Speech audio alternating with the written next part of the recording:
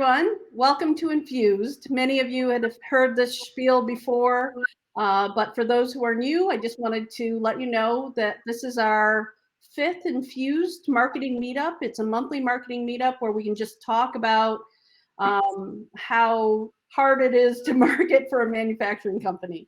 And we try to give you guys best practices and tips on various topics each month. And then half of the meetup will be really networking.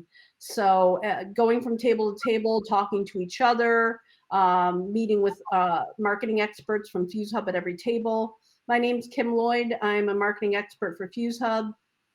And I wanted to let you know that if you're having any technical difficulties or wanted to ask a question about FuseHub, you can look for Ben Weinberg in the upper left-hand corner when we return to the floor, and he can answer any questions or direct you to the appropriate place.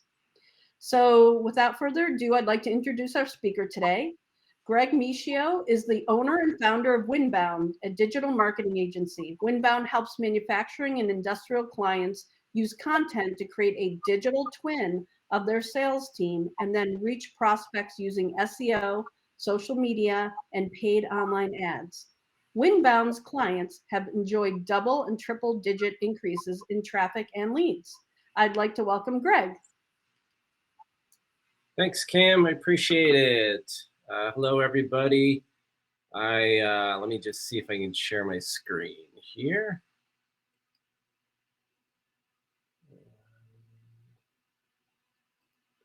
And here we go. Okay, can everybody see that, Kim? Are we seeing the presentation? Yes, if you put it into present mode, then yes. And I wanted to mention to everybody, if you have questions for Greg as we go, he was welcoming any questions as we go. I'll moderate them and let Greg know the question is in the QA area. Thank you. Thanks, Kim. I appreciate everybody tuning in today. Happy to be here. I'm in Madison, Wisconsin. Right now we are getting pummeled. Well, I couldn't say pummeled because we're out in the Midwest, but we're getting about 2 to 5 inches and of the white stuff. So it's heading your way. You guys, I think, are in the New York, East Coast area. So, you know, we're not out of the woods yet.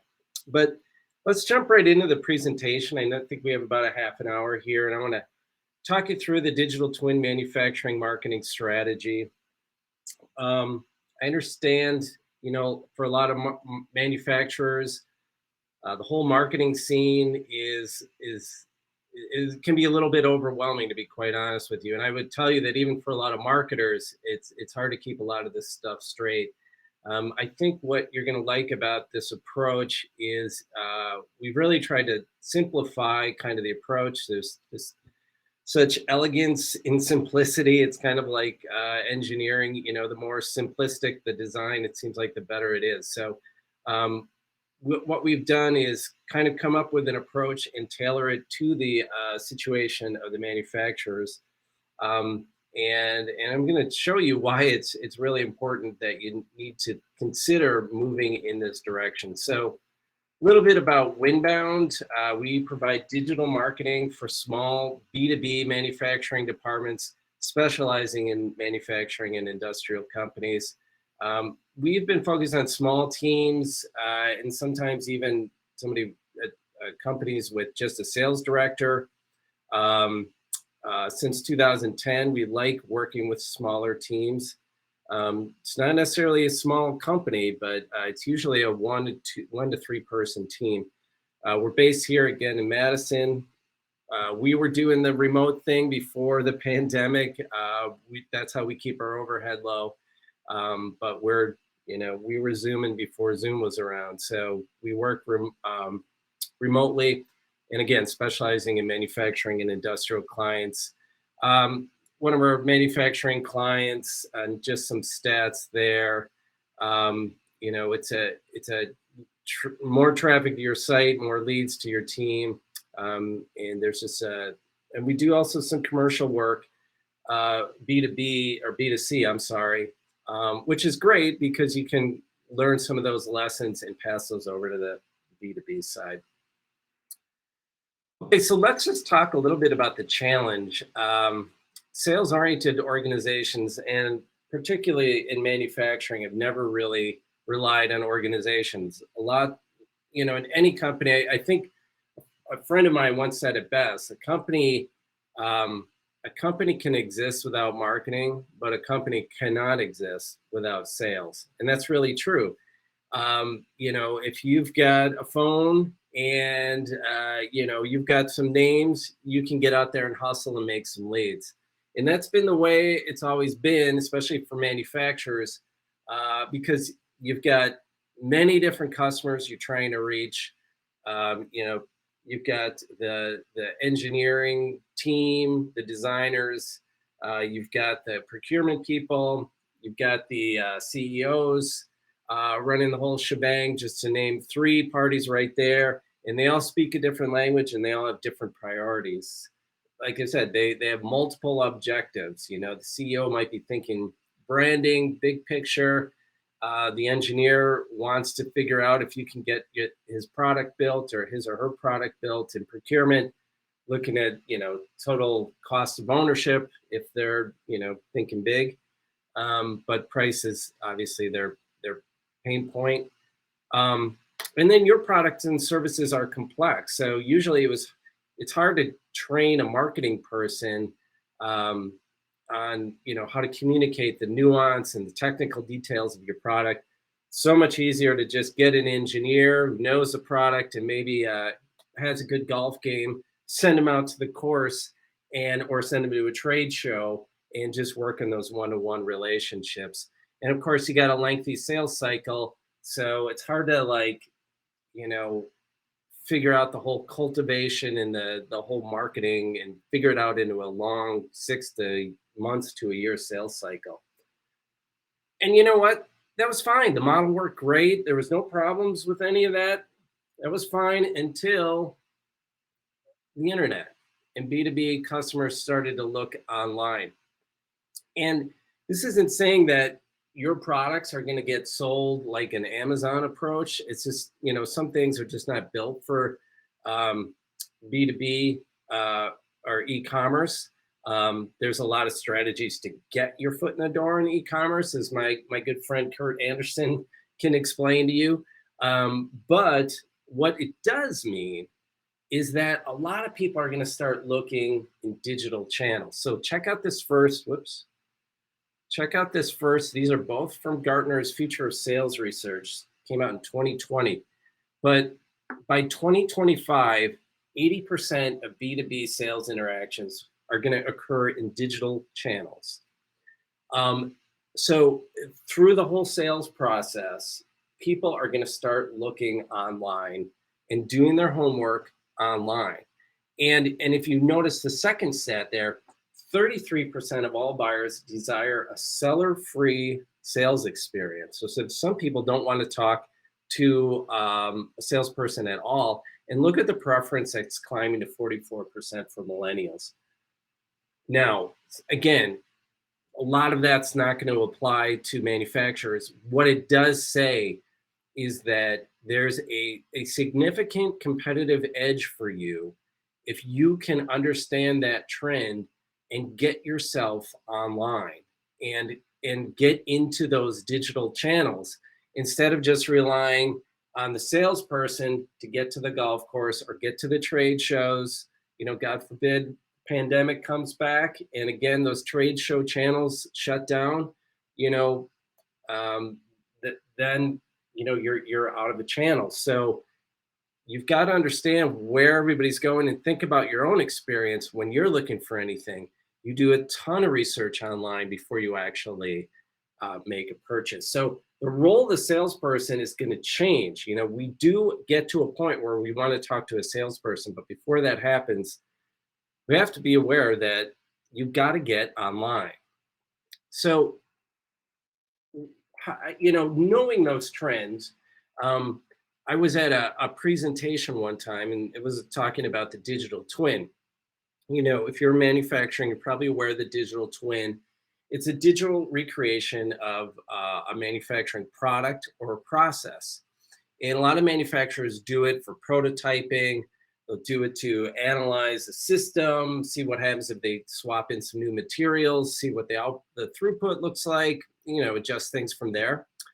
And as I was listening to somebody talking about the digital twin, started thinking about the plight of sales and marketing and that Gartner study. And it suddenly hit me that what manufacturers need to do is they really need to create a digital twin of their sales team. And if we can, the only way to do that is through online content. So if we can structure a marketing approach where we're replicating the messaging and the strategy used by your sales team when they're prospecting and trying to close deals, we can be there when 80% of those customers make the move to the digital channels. So with that in mind, it sounded cool, right? It sounded like, oh, that's, a marketing guy, like, oh, that's a great slogan. Was we really started to get into it and apply it and get into the nuance of it, we were amazed at how it really translated and executed appropriately. So let me just give you a little example. So people will not do business with you in sales unless they know you, they like you, and they trust you. And that's been around since the dawn of time for salespeople that know you, like you, trust you.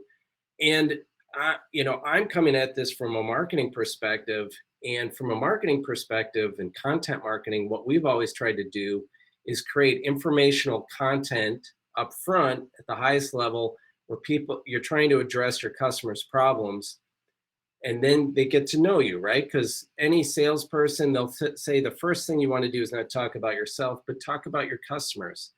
Understand, let them know that you understand their situation. Like I started this out, I was really, obviously introduced myself, but what I really started talking about was one of these problems that you're facing right now.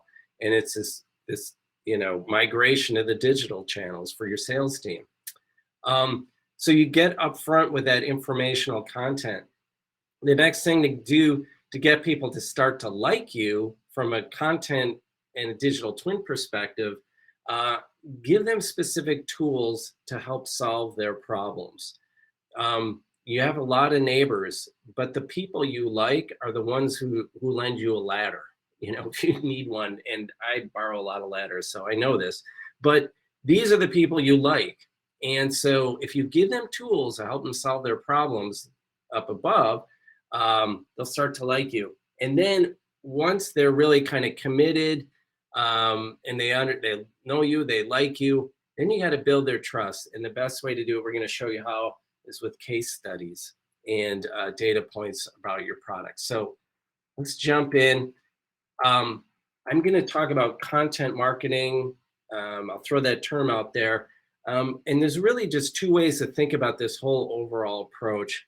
One, again, in the context of the digital twin, think about, you need to create content for those digital channels.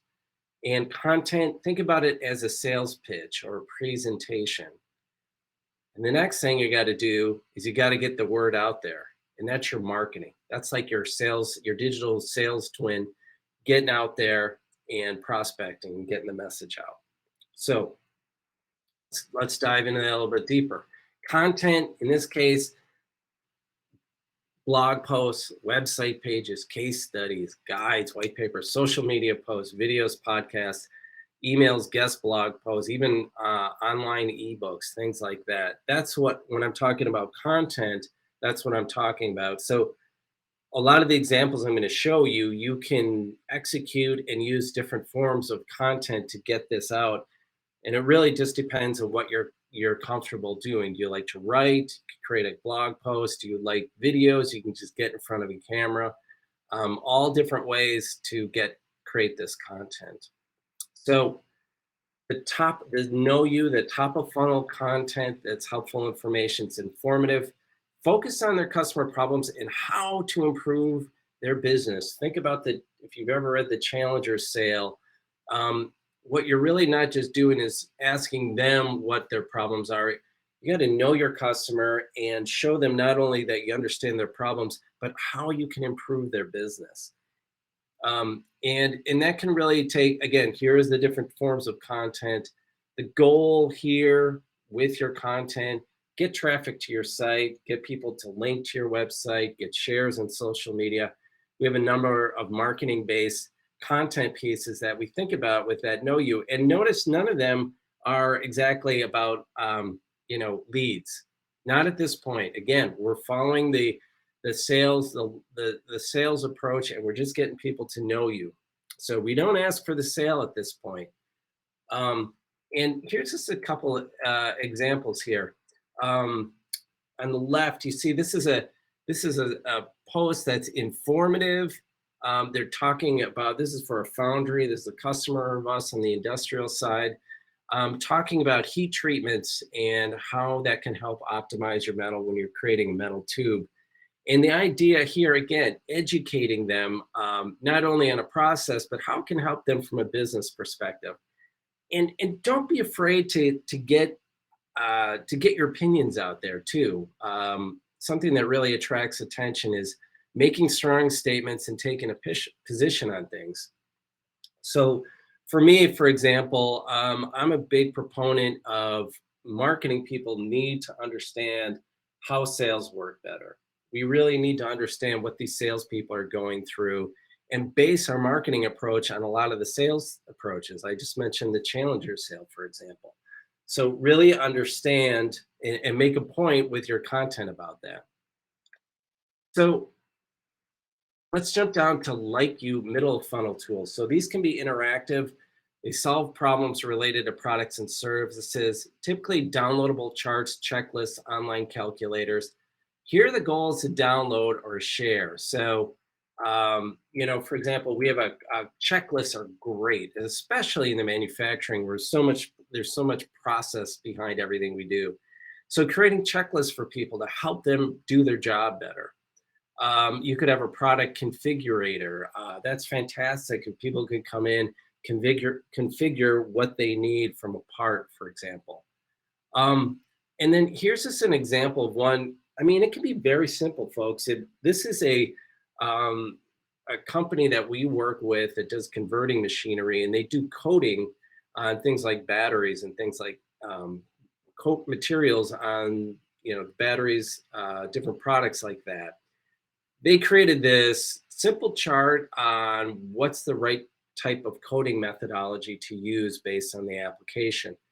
And you can see here that it actually generated leads from our trade show ads. Instead of just putting out our logo, the company logo and things like this, we actually gave a tool away as part of a call to action and generated a lot of leads. And it's like always the best performing piece in that trade publication.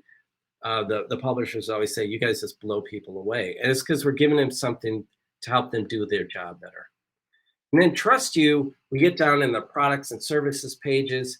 That's what we call social proof. It's like, it's kind of like the B2B version of reviews, which are really case studies for us, where you get people talking about, how you helped them and what you did. Website. So these are your product pages and your case studies. And here's where we really they trust you at this stage. And now your goal should be get form submissions, getting detailed information, phone inquiries, leads for your sales team. And these are what we call MQLs, or marketing qualified leads, where your marketing person's going to want to take a look at them first. We don't want to feed garbage to the sales team, so we want to make sure that they are qualified by marketing before your sales team can jump on them. When I'm talking about sales team or your product pages, excuse me, somebody had a good point. A friend of mine named Andy Crestadina is kind of a website guru, and he said anytime you make a marketing claim on your website, you need to be able to back it up with data. So, a lot of us are like, we're the quality leader in manufacturing this product. Well, how do you prove that? Look to get some kind of data on your website that backs it up. So like this is actually going over to the travel over on the consumer side. They made this claim: save time and money when travel emergencies strike. It's a travel protection, travel insurance. And that a lot of people say that, but they can pay travel claims up to 5 times faster than the industry average. Get a quantitative piece of data to back up that marketing claim. And then case studies. Again, do the same thing with your case studies. Try and get some kind of quantitative result in your headline. These are almost like ads. Your case studies need to really speak to what you did and catch people's attention. Here's a quantitative. These guys, Strauss, responded to the COVID challenge by designing and building capacity for 2.5 million masks per week. In the converting industry, that's people who are going to stand up and say, "Wow." And use those in your advertisements. Again, back to trade pubs when we've done things like this. You can see their text ad outperformed the other company's text ads. So try and get very specific results. That's that trust you content, and people are looking for that. So you can also use those case studies as guest content and guest posting. We did this with a client, and you can go to industry pubs and share your success stories. And normally they're supporting the industry, so they want to share stories about people who are succeeding. And again, it's trust you content, and that'll drive people to your site and could, be very timely for some people.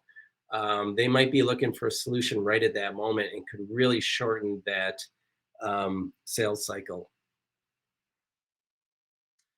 So, in terms of marketing, now remember we just went through the know you, like you, trust you content. That's the sales presentation for your digital twin. Now you got to prospect. You've got the great content. Now you got to get it out. You got to get the word out. There's a lot of talk, especially with small manufacturers. You're probably going to see a ton of different things like you should be doing this, you should be doing that. You got to be on social, you got to do SEO. The big problem with the small marketing team, small manufacturers, is it's really resources. I mean, yes, you could do a million different things in the marketing world, but what you really want to do is focus on one or two channels and do them really well. Find where your customers are, because it takes a lot of work and it takes a lot of time. And what we typically find, the two areas that are the most hands off when we work with clients, it's really on the SEO side, to try and optimize for the specific things, the products that you build. And then to try and get some sort of paid advertisements going out there.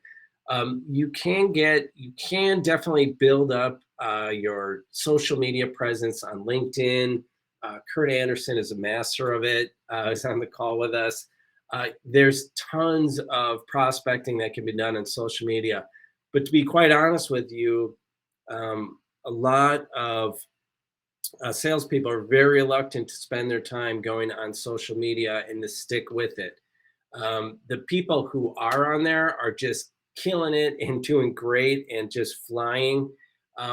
They understand the value, but for a lot of salespeople, they're very reluctant to get on there. They don't like to produce content. That's a whole other presentation. And they can be successful on social media by making comments and building their network. But really what we found is trying to get content out there to get search engine optimization and get keywords ranking and get people to, when they search on Google, to find your product and your company.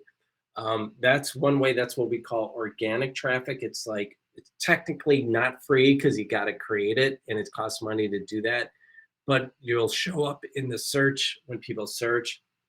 The other thing is to use Google ads that show up there, a paid element. And then we also have a social ads program where we get ads out there on social media, and you'd be surprised. Even on Facebook, you can reach manufacturers and get there, build audiences. to get people to see your ads and get your products out that way. And then there's also trade pub ads, which I mentioned before. So we always think marketing is an organic and paid methodology to get the word out. I'm not going to go into how SEO works here. Kim, do we have any questions coming in? I just want to make sure we have enough time here to get to the tables and ask any question, answer any. No, you're good. You can. Okay. All right. I'm gonna give you this real quick. This is just. I always do this as I believe a public service announcement so people can understand how SEO works. There's a lot of smoke and mirrors behind it, I believe. I'm gonna go through this pretty quick, but now you'll understand this is basically the essence of it. On your website, there's two different types of pages. There's buying pages, so like this is where your products are that you're selling, and then there's informational pages. Those are typically more blog posts, things like that. Both of them have keywords. Okay, both of them um, will have some sort of product keywords or things like that. You can research to find out what those are. When Google sees those, that indicates relevance to them. Now they know you're talking about a certain subject, certain topic, but that's not what's going to get you ranked. You have to get content that's out there that collaborators and other content producers see. The people who are writing articles um, and, and are content producers themselves. Now, there's only like 1% of the people on the internet are content producers, but those are the people you need to get your content in front of, include them in your content, get them to link to your content. And when they link to your content, link to your website, your informational content, that know you content. That's when Google says, there's people who are referring back to this website. They've got links to this great article you wrote about a certain process. That's called authority. So now we have relevance and authority. And when you have those two things, Google likes it, and that's how you get ranked number one. So I'm going to share we have a digital marketing, digital twin marketing guide that I can share with you, and we kind of spell this out a little bit more. But I just want to share this with you because I think a lot of people who aren't familiar with SEO get very intimidated by it. But really, if you can get the basis of this down with informational content that's driving links, that's how your products start to rank. People aren't just going to link to your products and have it ranked number one. It's really the inbound links and what they also call the search intent, or like you're really meeting what the searcher is looking for. So that's again a form of marketing. And I'm sorry, a channel of marketing. Going really fast here, just trying to get a lot of info in for you. How does this all work? You want to get to the bottom of this to really track and don't get a ton of metrics out there. Measure these content pieces. Are you getting the traffic, the links, the shares, that know you content that's generating that? Um, like you content, you're getting downloads. Are people sharing that content? And trust you, are you getting people to fill in your forms, sign up to talk to your sales team? Those are the key elements. And if you really, less is more when it comes to metrics. If you can identify what they call the critical few metrics that really move the dial for you, and just look at those and think about why isn't that going up and what can we do to influence it. Then you influence the big picture, and you really want to also take a look at your channel ROI. So I mentioned like SEO or paid, social ads, pay per click, things like that. See which are the most effective channels. Could be your trade pub ads. Try and also with your sales team to get them tracking their referrals. Did they get found on the internet? Keep in mind you want to track those referrals coming in because that's kind of that indirect um, impact of marketing. And really, your goal is to try in some way to tie this in with your revenue and lower your overall cost per acquisition. A lot of smaller companies don't have time to build out their CRMs and do. I totally recommend you do it. HubSpot, things like that. they're kind of scrambling just to get anything out there. So you can just look at your revenue at the very least and your overall cost per acquisition. Revenue going up? Is my cost per acquisition going down? Am I hitting all these marketing metrics? Know you, like you, trust you. Okay, well, that's a pretty good indication where that this might be working. All right. I went through a lot of stuff there pretty quickly. Let's just talk about the big picture takeaways. Use content to create a digital twin because people are switching over to those digital channels. The content should get people to know you, like you, and trust you. And I just want to bring up a point here. At the very least, try and get, I know a lot of you, we've got smaller teams or smaller companies out there. If you can just get a few pieces of content out there in each one of these, this know you, like you, trust you, um, just get something out there on your website that can go a long way to, think about what are the really critical components you need to get out there.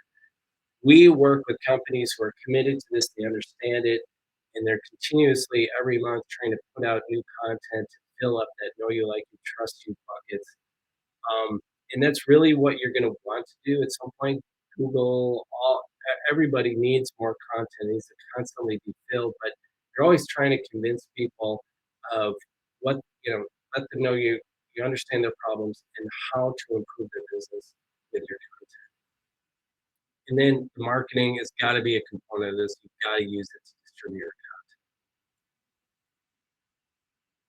I do have a digital twin marketing guide where I kind of summarize all this. If you want to take down my email address and just send me an email, I know we got a smaller group here. Feel free to just send me an email. It's greg.michio@windbound.com. Now it's win, like you're going to win, or you're bound to win if you work with us, but it's Windbound. We get a lot of Windbound, which, we're not a nautical related company. It's windbound.com. And there's my phone number. So that's the digital twin in a nutshell. Kim? Yes. Thank you, Greg. And it sounds like you really have to spend a lot of time so that you're efficient about creating the right content at the right stage of the buying cycle. You really have to spend a lot of time with sales, really understanding their funnel in order to truly emulate their process from a content perspective. Is that accurate? And how would you recommend doing that? When we start out to set up the digital twin, and I didn't include the slides here because I didn't want to get too deep into the weeds, but we sit down with the entire team, sales team, engineering team, management. We try and get everybody's perspective on who the customer is, what their problems are, and what they're doing wrong. Like, what are they not doing to help them solve this bigger problem? Like what I mentioned before at the beginning of the 80% of the sales interactions are coming online. I mean, that is a huge issue that manufacturers are struggling to figure out how to get to. So you definitely, when you starting this approach, definitely want to get with your sales team and really understand get everything that they know about the customer. And I'm a big fan. I mentioned the challenger sale approach there, but part of the challenger sale is trying to educate people about the problem and the opportunity up front. And really, I think like a lot of salespeople, they don't want to have to go into a meeting trying to do the analysis sale where they're trying to probe for the issues. You want to go into a sales meeting understanding the customer problem and educating and enlightening them about what things they need to do. And I think if you can work with your sales team to understand what they need to enlighten the customer about those issues, that can be huge. So I'm a huge proponent of the sales and marketing team. I mean, call it smarketing or whatever, but Yeah. we need to, those need to not be silos anymore. Yeah. And it's probably, you know, there's probably a lot of CEOs out there. It's really going to start with you understanding that your marketing team and your sales team need to be just completely intertwined, um, and working together every month. I mean, they should at the minimum have a monthly meeting where they're sitting down, talking about new content that they're creating, figuring out how to, you know, get the digital twin out there. Because I will tell you, Cam, what happens too is once, you know, think about that digital twin model. It's sitting there between your internal organization and the customer. And what's going to happen is once you get that out there and you start getting content out there, you're going to see how the customer responds on a mass level. And then you can experiment with messaging. And that digital twin can then work its way back and inform the sales team, hey, this is what's actually working out there. Mm-hmm. You can fail fast by throwing out different ideas and seeing what people respond to. And then marketing takes that whole, you know, can help the sales team in ways that they never thought, that sales never even really thought about before. Right. Right. We're not going to be put in the corner anymore, right, Greg? No, absolutely. You know, well, and I think too, Kim, in all honesty, you know, marketers got to step up and be willing to take some risks on their own and say, yeah, you know what, I need to be measured by the numbers. And what we say is, your number is my number, right? So your sales number now, suddenly it's the marketing team's number too. And you need to hold your feet to the fire as well. You know, for a lot of marketers, it's always kind of been a nice place to hide a little bit. I mean, you just need to get some nice brochures out there, right? It's a whole different ballgame now. It's not just a pretty booth or brochure. There's metrics that need to be measured, and you know, there's a big issue coming up with this shift to the digital channels. So marketers, yeah, you're gonna need to be a bigger player, and you're gonna need to be held accountable as well. Great. Well, thank you so much, Greg. Greg's going to be around at the digital twin table. That's going to be the upper left-hand corner of the main floor. If you want to follow up with him separately and ask some more questions. We also have some other tables that are on the floor. Branding and strategy, Paul Hook. I'll be on the website table. Brent Pickard will be on software and tools. Eric Vassar, solutions program. Patty Reckberger, who runs our innovation fund, Laura Dorado at email marketing, and content and SEO is where Steve Melito is going to be at. And our partner, Kurt Anderson, will be at the e-commerce table. So keep the conversations going. Please ask as many questions as you can. Stick around, and we look forward to seeing you at next month's InFUZEd.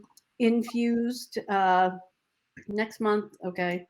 Now I have to remember which one it is, but I'll put in the chat what our next topic is and then the date. So looking forward to seeing everybody at that one. Thank you. Thank you.